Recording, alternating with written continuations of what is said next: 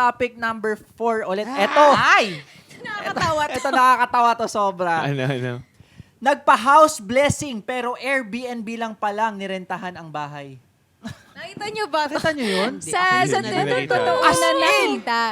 May pare, ang daming Ito, invitees. pakita natin sa ating mga... May catering Wait, tables. so bakit siya nagpa-house blessing? Para Para mag-flex lang, na may flex house lang. siya. Oo, bago Tapos lang. pinost siya ng parang friend ata ng may-ari ng Airbnb na parang, uy, bakit ba? Anong ginagawa mo? Airbnb yan?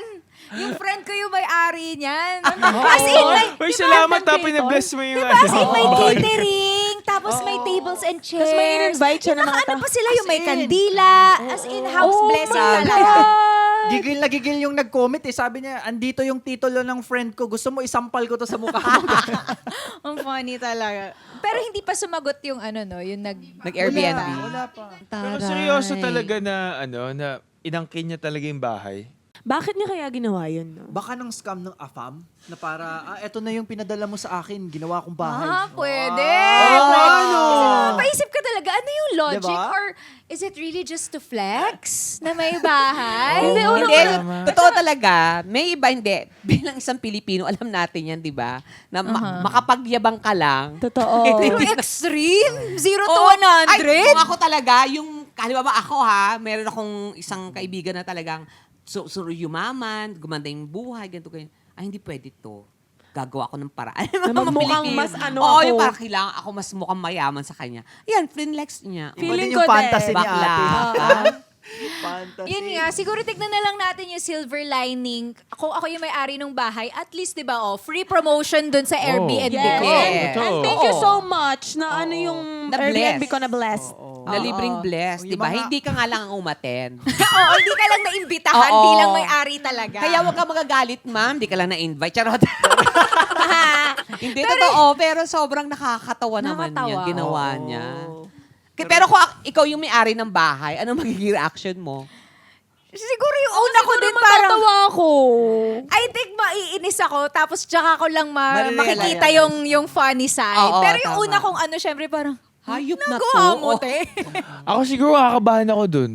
Baka inangkin niya, baka nabenta niya na yung bahay. Ganun. Ganun na kalayo. Oo, ganun ka. Papapquestion nga ako, wait Diba? lang, eto ba talaga yung bahay, yung titulo ng lupa ko? Bakit may nagpapablessing doon? Ganyan, Tama di ba? naman, makakapag-overthink Baka yung katabi ka. pala yung Oo. sa akin, dito ako nagpatayo ng house. Oo. Siguro yung initial na inis, parang manggagaling dun sa pinaghirapan ko yung house na yan eh. Oo, Tapos sabihin inangkin mo. mo lang. Ang siguro ang nakakainis talaga kung ako yung may-ari, parang, sabi, una-una bahay ko yun. Pangalawa, nauna ka pa nag-post, ako nga hindi pa nagpo-post. Di ba? Yung parang inunahan mo ako sa bahay ko. Paano ngayon pag ako yung nag-post? Sabihin, ako yung ano? Oo, ikaw pa yung poser. Di ba? Ako poser, ako yung scammer. Hype ka? Hype ka. Pero guys, share ko lang din. Maano kasi, lumalawak yung scamming sa Airbnb Correct. ngayon sa booking ng mga ganyan. Kasi nung last month, pumunta ako ng Secure, na-scam yung pera ko. Sa mismong website ako nag-book. Tapos pagpunta doon ng mga kaibigan ko na para doon sila magstay, hindi sila pinapasok kasi walang booking na natatanggap. Yan ang mahirap ngayon talaga. So parang feeling ko, oo, parang baka motive din yun ng nagpa-blessing na para mang-scam ng ibang tao. Na, yun sa Oh, sinabi ko, di ba? yeah. Pwede niya sabihin na Airbnb niya, Oo. pinablessing niya, Oo, tapos bless niya. sa kanya sila Yung magbabayad. Di ba? Tapos pagdating doon, hindi naman siya yung may-ari ng Airbnb, so hindi ka papapasukan kahit nabayad ka na doon sa Diba? Airbnb. Oh Pwede my ganun. God. Bakit ganun? Pwede ka Oo naman nga. mag-subcon eh. Di Oo ba nga, niya no, may naisip? ano ako dyan, percentage, Pwede naman siya magdadala ako ng mga mag-sub tao kaya. dyan. Sana ganun na lang. Hindi, Diba? pero kasi yung scammer, syempre, iisipin nila, ay, hindi ako percentage lang, sa akin yung buo. Yes. Ganun. Yun yung maraming ganyan gumagawa ng ganun. Pipicture ang bahay mo, aangkinin, ipopost. Ganon, totoo yun. Oh my Parang ako God. meron ng scammer ng resort, itong hayop ka. Dami na ganyan. Nabibisa talaga ako. Hindi ko alam, nakalimutan ko itong, basta, ang dami nag-ano sa akin. Scammer. Ano nangyari? Yung family ko, nag-outing kami. Ngayon, nung nag-outing kami, parang syempre nag-post ako, ganyan-ganyan. Ginrab niya lahat ng pictures. Tapos ngayon, nag-post siya na parang for rent ng resort, ganito, ganyan. Tapos mali-mali. Actually, yung resort na inaano niya, ibang lugar, parang Zambales or something. Laguna yung picture ko. So ngayon, pinost niya, ang dami niyang na-scam. Oh my Kasi ginamit niya yung picture ko. God. Na parang nakalimu- ini-endorse mo yung resort niya. Hindi ko in-endorse yung resort niya. Ginamit niya yung picture ko para i-endorse yung resort niya na parang si Miss Donita, ayan na, punta ng Pumunta resort dyan. namin. Ganyan, ganun. Diba? Nakakatawa siya, pero meron siyang mga possible Kaya, na naku, implications correct. talaga. Nakalimutan ko lang hindi ko mahana. Pero anyway, so huwag kayong maniniwala, huwag kayong mag-ano sa mga resort. Yung resort na yan, nako, tigilan mo yan, animal ka. Gigigil ako sa'yo, nanuloko ka ng tao, ginagamit mo pa ako. Or kaya Yes. sana dapat, kaso kasi meron din problem to naman sa mga owners talaga na yung kapag nandun ka, na dun ka lang magbabayad. Meron kasi naman, ipapabook nila tapos hindi sila darating. Oo, di ba? yun din, So di ba? yun din, kaya mahirap din talagang solusyonan yung mga ganyang Oo, problem eh. Kaya alam mo yung Airbnb na yon, hindi natin alam kung anong motive talaga. Kaya disclaimer lang po, hindi naman inexplain pa kung ano talaga yung motive. We haven't heard all the Oo. sides Oh, of the story. Baka naman may Pero pag ganyan, may maganda. pwede ka bang ikaso dyan? Parang feeling ko meron. Ko alam pero feeling ko din meron. May kaso kaya dyan? Identity theft? I don't know. Illegal possession of Airbnb.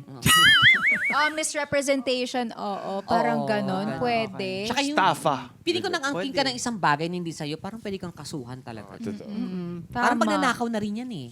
Kaya nga Oh, eh. actually, no? Pagnanakaw na rin. Kasi actually. parang inaano mo yung identity Ninakaw ng, mo yung, ng property. ano, Tapos parang gusto mong, di ba? Kaya sa mga, kung meron po kami mga ka-triggered na mas may kaalaman sa batas at sa kung ano mga pwedeng dito, i-comment nyo po para ma-inform din kami. Yes. Ano ba Tama. dapat. At sa Yes. owner po, naramdaman po namin yung nararamdaman nyo na talagang nakakainis po talaga. Correct. Pero magpasalamat na lang po at na-bless na rin po. Ang Yes. Oo, Look at the tama. brighter side. Oo. Yes. Yes. Kaya sa lahat ng feeling blessed, kaya pa ba, te? Okay. Alright.